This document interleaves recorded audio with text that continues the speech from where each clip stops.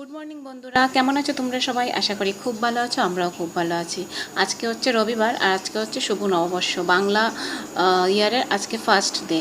তো তোমাদেরকে আমার ফুল গাছগুলো দেখিয়েই আমার দিনটা শুরু করলাম। এখন বাজে সকাল 7:45। আমি ঘুম থেকে উঠেছি, তো 15 মিনিট হলো ফ্রেশ আপ হলাম, তারপরে গাছে জল দিতে শুরু করে দিলাম, তারপর যাবো এক্সারসাইজ করতে। তো ভাবছিলাম আজকে একটু এক্সারসাইজের ভিডিও তোমাদের সাথে শেয়ার করবো, কিন্তু সেটা আর করা হয়নি, কারণ আমি মোবাইলটা সেট করতে পারছিলাম না, কী জানি হয়েছে প্রবলেমের, স্ট্যান্ড করতে পারছিলাম না। আর আমার বর আর আমার মেয়ে দুজনই ঘুমোচ্ছিল, কারণ তোমরা তো জানো গতকাল রাতে আমরা অনেক দেরিতে ফিরেছি। ওরা সব টায়ার্ড, আমি যদিও টায়ার্ড থাকি কিন্তু আমাকে সকালবেলা উঠে যেতে হয়, তাই মানে অভ্যাস হয়ে গেছে, আমি উঠে যাই। তো দেখো গাছগুলোতে জল দিচ্ছিলাম, আর জানো তো আমার গোলাপে আবার ফুল এসছে। আর আমার এই গাছটাতে অনেক সাদা ফুল ফুটেছে, 4-5টা ফুল তো ফুটেছে, জানি না পাতা কবে আসবে। এদিকে দেখো রান্নাঘরে আসলাম, রান্নাঘরে এসে মানে আমার কাজ শুরু হয়ে গেল, চা হয়ে গেছে, দুধ গরম করব এখন মানে। আর এদিকে দেখো কাজের বউ এসে রুটি বানিয়ে দিয়ে গেছে সকালে ব্রেকফাস্টের জন্য। তো দুধ গরম করা হয়নি, তাই দুধগুলোটা একটু কেটে বসাবো, কারণ আমি ভাবলাম যে আগে একটু চা খেয়ে নিই, ভীষণ টায়ার্ড লাগছিল। তারপর দেখো এখন মেয়ের জন্য দুধ বের করেছি, দুধটা কেটে গরম করব। কি করব বলো, মানে এত গরম, আর মানে আগের দিনও টায়ার্ড হয়েছি, রোজ দিনই আমার দেরি হয় ঘুমোতে, ঘুমটাও কমপ্লিট করতে পারি না, কারণ মানে সব কিছু এডিটিং আমি দিনের বেলা করতেই পারি না, এত আওয়াজ থাকে, প্লাস মেয়ে থাকে, রান্না বাড়া সব কিছু থাকে, তো আমার কাজে মানে আর আমার নিজস্ব কাজও থাকে, সেজন্য হয় না। তো সেজন্য মানে এই ট্যাব কিংবা ল্যাপটপ যা বলো এটা নিয়ে আমি রাতের বেলায় বসি। আর এদিকে দেখো আমার সব বাসনগুলো ধোয়াও শেষ হয়ে গেছে, এগুলো অ্যাকচুয়ালি আমার কাজের বউ এসে মানে হেভি বাসনগুলো ধুয়ে দিয়ে যায়। তো আমি এখন দুধটা গরম করে নেব। শুভ নববর্ষ, happy new year, thank you God. এদিকে দেখো আমার মেয়েকে চান টান করে রেডি করে দিয়েছি, এখন বাজে 11:30। আর এটা ওর নতুন জামা হচ্ছে, তোমরা তো দেখেইছো, ওর পাপা ওর জন্য অনেক জামা নিয়ে এসেছিলো, তো সেটা পরেছে, পরে এখন তোমাদেরকে শুভ নববর্ষ বলছে। আর এদিকে দেখো আমি রান্না চাপিয়েছি, রান্নাতে আজকে আমি করেছিলাম, এটা হচ্ছে মানে ধনেপাতার বড়া বলতে পারো, মুগ ডাল দিয়ে করেছি। অ্যাকচুয়ালি না, আমার মাসি ধনেপাতার ডাঁটাগুলোকে বেটে বড়া বানাতো। ধনেপাতার ডাঁটাতে সবচেয়ে বেশি মানে স্যান্টটা থাকে, অ্যারোমা থাকে, আর এটা সবচেয়ে বেশি ক্যালসিয়াম থাকে, ওইটাতে অনেক মানে ভালো হয়। কিন্তু আমি না এখন বেটে টেটে রান্না করার মানে আমার সময়ও দেয় না, আর ভালোও লাগছিল না যে বাসন টাসন ধুতে হবে অনেক কিছু, তাই তো আমি ধনেপাতাগুলোকে ছোটো ছোটো করে কেটে তারপর মুগ ডাল দিয়ে আর আজওয়ান, কালো জিরে আর একটুখানি চালের গুঁড়ো মিক্স করে বড়া বানাচ্ছিলাম, কারণ আমার বর এগুলো খেতে খুব পছন্দ করে, আমিও পছন্দ করি। তবে কী হয়েছে বলো তো, মানে সবসময় তো হয় না, মাসে একদিন করি, কারণ আমার বরের ফ্যাটি লিভার আছে, আমার আইবিএসের প্রবলেম আছে, আর সেজন্য এত সব কিছু রান্না হয় না। তো যাই হোক, আজকে আর বেশি কিছু মেনু করিনি, কারণ প্রচণ্ড গরম পড়েছে। যদিও নিউ ইয়ার সবাই মাংস টাংস খাবে, কিন্তু আমি মাংস খাবো না। আমি বলেছি আমার বরকে যে মাছ রান্না করব, তাও পাবদা মাছ একদম ফ্রেশ ছিল, সেটাই রান্না করলাম। আর ভাবলাম তোমাদের সাথে একটু রেসিপিগুলো শেয়ার করে নিই, রোজই শেয়ার করি আমি কি রান্না করি কী করি সব কিছু, কারণ কি বলো তো, মানে এগুলো রান্নাটা না মানে একটা লাইফের অনেক বড় পার্ট হচ্ছে। আর আমি মনে করি যারা রান্না করে না, ওরা পুরো ফ্যামিলিকে মানে ভালো খাওয়াতে পারে, সুস্থ রাখতে পারে, তাই। আর এদিকে দেখো আজকে তোমাদের সাথে রেসিপিটা শেয়ার করছিলাম, এটা হচ্ছে ধনেপাতা, ধনেপাতার একটা রেসিপি হচ্ছে পাবদা মাছের হয়। তো সেটা না আমি আমার শাশুড়ি মার কাছ থেকে শিখেছিলাম। রেসিপিটা খুবই ইজি, কোনো কিছু বেশি লাগে না, শুধুমাত্র এই শীতকাল চলে যাচ্ছে, এখন ধনেপাতাও শেষ, ধনেপাতাটা একটু বেশি লাগে, আর লাগে রসুন, কালো জিরে,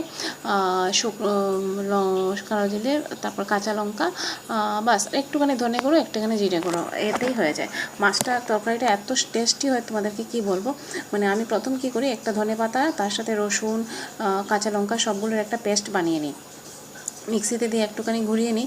দেখো এত ভালো করে ধনেপাতাগুলো বাটা হয়নি, যদি বাটনা বাটাতে বাটতাম তাহলে অনেক ভালো হতো, কিন্তু আমার কাছে এত বাটনা বাটা নেই, আর এখন আমি এগুলোতে করতেও পারি না। যাই হোক, আমার বর বললো খুব ভালো হয়েছে, তাহলে তাই আমি ভাবলাম যে সত্যি ভালো হয়েছে। আর দেখতে তো দারুণ হয়েছে, গ্রিন কালারের হয়েছিল তরকারিটা, খুব ভালো লাগছিলো ধনেপাতার তরকারি। আর এদিকে দেখো করলাম একটু আলু মেথি, কারণ কী হয়েছে আমার কাছে দেখলাম উচ্ছে নেই, তো তেতোটা কিছু একটা স্যাটারডে সানডে আমরা খাই, তো গতকালকেও আমি করতে পারিনি, তো আজকে একটুখানি করে নিলাম, মানে আলু মেথির সবজি, কাসুরি মেথি ছিল সেটা। আর আগে না আমি মেথি শাক করতাম, এখন আমি মেথি শাক করি না, কাসুরি মেথি যেটা থাকে এভারেস্টে সেটা কিনে আনি, বা টাটা সম্পন্নের কিনে আনি, সেটা দিয়েই কাঁচা দিয়ে দিই। আর দেখো এই তরকারিটাতে না, মাছের ঝালটাতে আমি শুধুমাত্র রসুন আর কালো জিরে ফোড়ন দিয়েছি, এটাকে রসুনটাকে খুব ভালো করে একটুখানি ভেজে নেব, কারণ না ভেজে নিলে এটা ভালো হবে না। আবার এদিকে দেখো রসুনগুলোকে না আমি মানে তোমার কি বলবো, মানে একদম পুরো লাল করে ভাজতে পারি না, একটু হালকা বাদামি টাইপের হলে বন্ধ করে দিতে হয়। আর এই কড়াইগুলোতে বা ননস্টিকের তাওয়াগুলোতে না খুব তাড়াতাড়ি জ্বলে যায়, সেজন্য আমাকে খুব সাবধানে কাজ করতে হয়, একদম গ্যাসকে সিম করে করতে হয়। তো আশা করি তোমাদের সবাই নিউ ইয়ার খুব ভালো এনজয় করেছো, সবাই ঘুরতে গেছে, অনেক রকমের রান্না বাড়া হয়েছে, মাছ মাংস যে যেটা খাও মানে ভালোবাসো সেটা করেছো। আমিও মোটামুটি রান্না করার চেষ্টা করেছি, কিন্তু আমার তো আবার মেয়ের 2 ঘন্টা নাচের স্কুল, তারপরে মন্দিরে যাব, এইসব কাজ, তো যত তাড়াতাড়ি সম্ভব হয় যেটা করলে হয় সেটাই করেছি। আর যেটাতে আমরা সবাই মানে আমি, আমার বর, আমার মেয়ে, আমরা 3জন খেয়ে নিতে পারি, সেই জন্য একটা মাছ করেছি, কারণ পাবদা মাছ আমাদের 3জনেরই ফেভারিট। তাহলে তো তোমরা জানো আমাদের 3জন লোকের জন্য 3 রকমের রান্না আমি করি, কি করব বলো? তাই 3 রকমের রান্না করতে গিয়ে না আমি রোজ দিন 1টা বাজে যে আমার ঘর থেকে, রান্নাঘর থেকে বেরোতে, তারপরে চান করি, পুজো দিই, তারপরে যাই মেয়েকে নিয়ে আসতে। এই হচ্ছে আমার ডেইলি রুটিন। আর কি করা যাবে বলো? রুটিনটা না একটুখানি যদি হেল্পার হয় না একদিন, তাহলে পুরোটা যেমন মানে মানে কি বলবো, ডিলে হতে হতে, মাল্টিপ্লাই হতে হতে গিয়ে মানে যখন আমি কিচেন থেকে বেরোই তখন বাজে যায় 5টা, মানে যদি একটুখানি একটা জিনিসে লেট হয়ে যায়।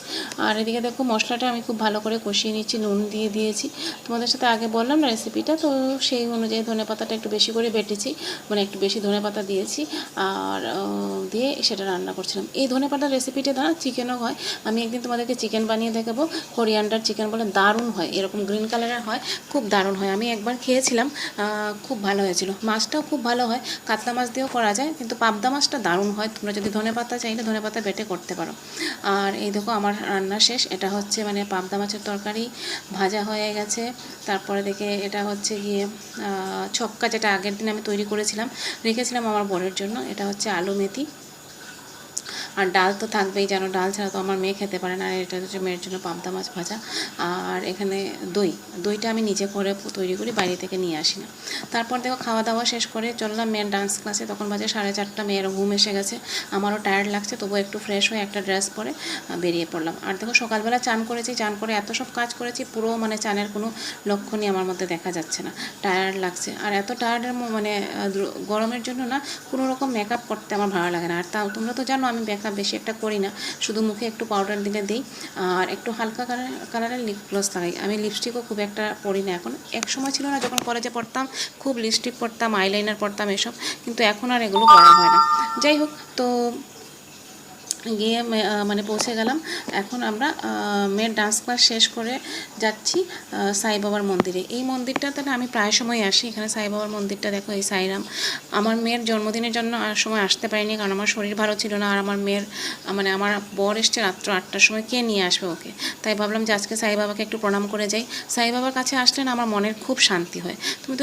তোমরা জানো তো আমি সাই বাবাকে যখন যা বলেছি সব পেয়েছি, এবং আমি জানি আগেও আমি সব পাবো। সাই বাবার ওপর পুরো আমি 100% বিশ্বাস করি। দেখো আমার মেয়েকে সাই বাবাকে সরস্বতী ঠাকুরকে ফুল দিচ্ছে, ও লেফটি হচ্ছে না, তাই বারবার মানে বা হাত দিয়ে ফুল উঠিয়ে নেয়, তো ওকে বারবার শেখাতে হয়। আর এখন থেকেই যদি ওকে আমি পুজো করা শেখাই না, তাহলে ও মানে সেটা শিখে যাবে, আর ফিউচারে আমারও একটু কাজে সাহায্য করতে পারবে। আর তাছাড়া আমি চাই ও এসব করুক, মানে এসবের জিনিসে যদি মানুষ থাকে না, মানে ঠাকুর দেবতা এসব নিয়ে না, তাহলে মনটাও ভালো থাকে। তারপর থেকে এই রাস্তাটা না অ্যাকচুয়ালি আগে আমি ক্লিপিং নিয়েছিলাম, কিন্তু তখন এড করিনি, এখন এড করেছিলাম। এটা একটা নতুন রাস্তা হচ্ছে, এখানে অনেকগুলো স্কুল আছে, তার মাঝখান দিয়ে একটা রাস্তা হয়েছে, মানে দুই সাইডে সোসাইটি হচ্ছে, তার মাঝখান দিয়ে রাস্তা। এই রাস্তাটা দিয়ে আজকে আমি প্রথম গেলাম, আমাকে রিক্সাওয়ালা এই রাস্তাটা দেখালো। আমি তো এখানে আছি অলমোস্ট 15 ইয়ার্স, কিন্তু এই রাস্তাটা আমি জানতাম না। এই রাস্তাটাতে খুব তাড়াতাড়ি পৌঁছে যাওয়া যায় মন্দিরে, আবার মন্দির থেকে আমার বাড়িতেও।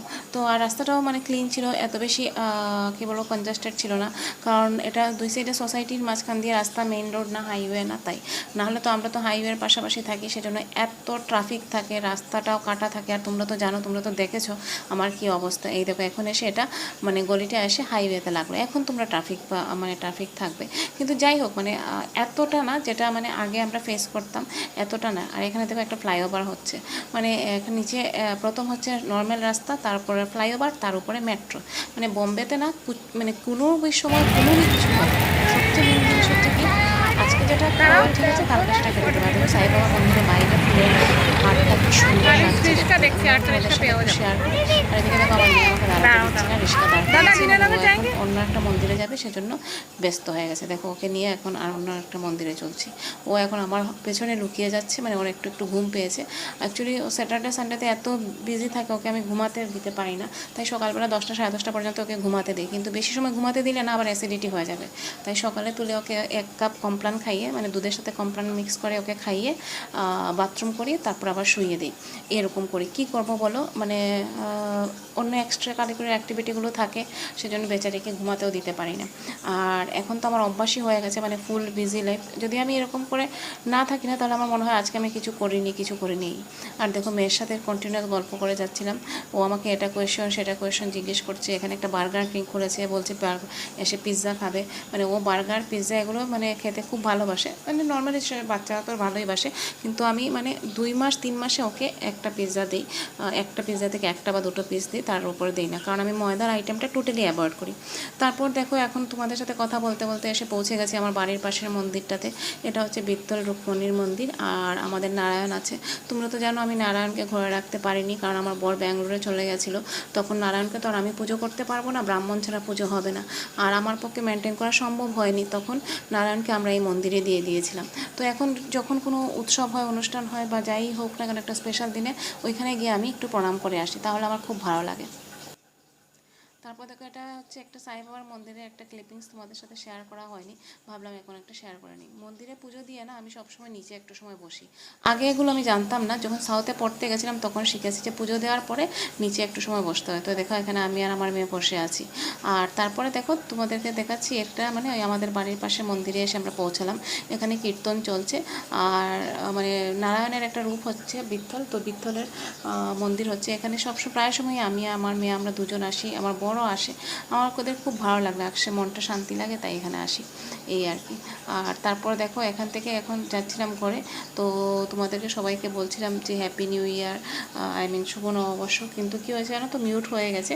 কেন মিউট করে রেখেছি, কারণ কীর্তন চলছিল, তো কীর্তনের আওয়াজে কিছুই শোনা যাবে না, তাই বললাম যে তোমাদেরকে আমি মানে ভয়েস ওভার করে দিই। তো তোমাদের সবাইকে ওয়ান্স এগেন শুভ নববর্ষ। সবাই ভালো থেকো, সুস্থ থেকো, আনন্দে থেকো।